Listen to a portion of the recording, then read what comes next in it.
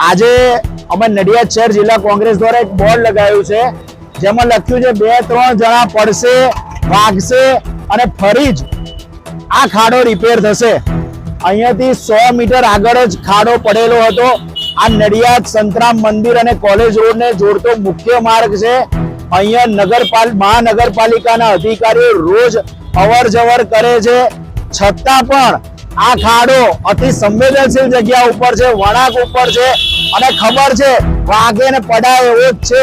આ ખાડાને લીધે કોઈનું મૃત્યુ થઈ શકે છે, લાંબી હોસ્પિટલની અંદર લાંબો પથારી પર એની પરિસ્થિતિ રહેવાનો વારો આવી શકે એવો હોવા છતાં પણ મહાનગરપાલિકાના બિલકુલ બેજવાબદાર અધિકારીઓ દ્વારા આ ખાડો પૂરવામાં આવતો નથી। એટલે એ લોકો અમારું આ સાઇન બોર્ડ જોઈ અને ઝડપથી આ ખાડો પૂરે તેના માટે અમે લોકોએ અહીંયા આજે સાઇન બોર્ડ મૂકેલું છે।